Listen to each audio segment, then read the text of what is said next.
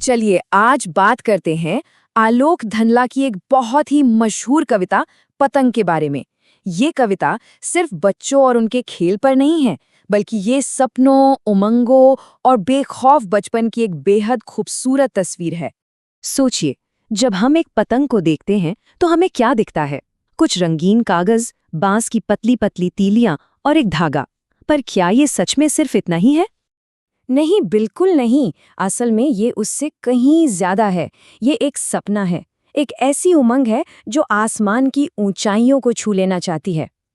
तो चलिए समझते हैं कि आलोक धनवा की ये कविता कैसे इस छोटे से खिलौने के जरिए बचपन की पूरी दुनिया हमारे सामने खोल कर रख देती है।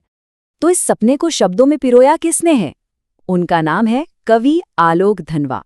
और उनकी साहित्यिक यात्रा भी आप कह सकते हैं किसी अनोखी कहानी से कम नहीं है। देखिए, उनके बारे में एक बड़ी दिलचस्प बात है। 1948 में बिहार के मुंगेर में उनका जन्म हुआ। 1972 में उनकी पहली कविता छपी, लेकिन उनका पहला और एकमात्र कविता संग्रह आया 1998 में, मतलब पूरे 26 साल बाद। इसका मतलब क्या हुआ?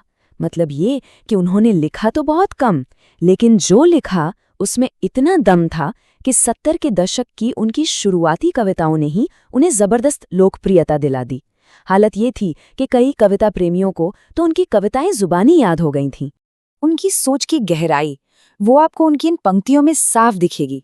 ये पंक्तियां दिखाती हैं कि वो कैसे हमेशा एक खोज में रहे, एक ऐसी यात्रा पर जो भले ही अनिश्चित हो पर उनके लिए जरूरी थी। तो चलिए अब सीधा चलते हैं कविता के अंदर। कविता की शुरुआत होती है मौसम के बदलने से, अंधेरे के बाद एक नए उजाले के आने से। कवि कहते हैं कि भाई अब वो तेज बारिशों का, भारी भरकम मॉनसून का मौसम बीत चुका है। भादों का महीना, जिसे हम अंधेरे और घने बादलों से जोड़कर देखते हैं, वो चला गया है। और उसके बाद जो सुबह हुई है वो कोई आम सुबह नहीं है। उसे कहा गया है खरगोश की आंखों जैसा लाल सवेरा। सोचकर देखिए, कितना ताज़ा, कितना खूबसूरत बिंब है ये एक नई ऊर्जा से भरी सुबह का प्रतीक है। यहाँ तो कवि ने शरद ऋतु को जैसे एक जीता जागता बच्चा ही बना दिया है।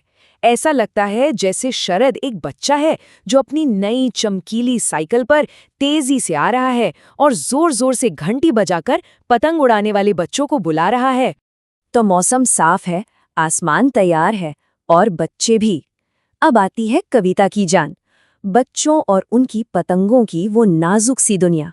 कवि पतंग को कैसे देखते हैं? वो कहते हैं ये दुनिया की सबसे हल्की और रंगीन चीज है, सबसे पतले कागज और बांस की सबसे पतली कमानी से बनी है। ये शब्द सिर्फ पतंग की खूबसूरती नहीं दिखाते, ये बच्चों के सपनों की कोमलता को भी दर्शाते हैं। अब आते हैं बच्चों पर। कवि की ये लाइन देखिए, जन्म से ही वे अपने साथ लाते हैं कपास। इसका मतलब क्या है? यही कि बच्चों का शरीर वो कपास जैसा नरम, हल्का होता है। उनमें चोट सहने की एक अजीब सी क्षमता होती है। गिरते हैं पर चोट नहीं लगती। और जब ये बच्चे दौड़ते हैं बिल्कुल बेफिक्र, तो ऐसा महसूस होता है मानो वो जमीन पर नहीं दौड़ रहे, बल्कि जमीन खुद घूमकर उनके बेचैन कदमों के पास आ रही है। ये उनकी बेहिसाब ऊर्जा को दिखाता है। लेकिन ये खेल सिर्फ जमीन तक नहीं है। कविता का असली रोमांस, असली थ्रिल वो तो तब शुरू होता है जब ये बच्चे छतों पर पहुंच जाते हैं। सोचिए, पतंग उड़ाते हुए वो इतने मगन हैं, इतने खो गए हैं कि उन्हें कठोर छत भी नरम लगने लगती है। वो दौड़ते हैं बिल्कुल बेखबर छत के उन खतरनाक किनारों तक जहां से गिरने का पूरा डर बना रहता है। तो यहाँ एक सवाल खड़ा होता है, जब वो गिरने के इतने पास होते हैं और उन्हें संभालने वाला भी कोई नहीं है, तो आखिर ऐसी कौन सी चीज है जो उन्हें बचाती है? और इसका जवाब, कविता में जो जवाब है वो कमाल का है। उन्हें बचाता है उनके अपने ही जोश का संगीत। और वो जो आसमान में पतंग उड़ रही है ना, उसकी धड़कती हुई ऊंचाइयां, वही ऊंचाइयां इन बच्चों को सिर्फ एक धागे के सहारे थाम लेती हैं। बच्चे और पतंग जैसे एक हो जाते हैं। कविता का अंत डर पर जीत के बारे में है। ये सिर्फ गिरने से बचने की बात नहीं है, ये गिरकर उठने की हिम्मत के बारे में है। और यहीं कविता का सबसे बड़ा संदेश छिपा है कि अगर कभी वो उन खतरनाक किनारों से गिर भी जाते हैं और बच जाते हैं, तो क्या होता है? वो डरते नहीं हैं, बल्कि उस अनुभव के बाद वो और भी ज्यादा निडर हो जाते हैं। खतरे का सामना करके उससे बचकर वो और आत्मविश्वास के साथ सुनहरे सूरज के सामने आते हैं। गिरने का डर उनके अंदर से खत्म हो जाता है और वो जिंदगी की चुनौतियों के लिए पहले से ज्यादा तैयार हो जाते हैं। और यहीं आकर कविता हमें एक सवाल के साथ छोड़ जाती हैं।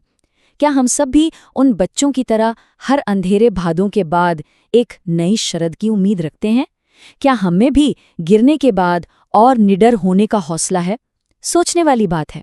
क्या हम भी उनके साथ हैं?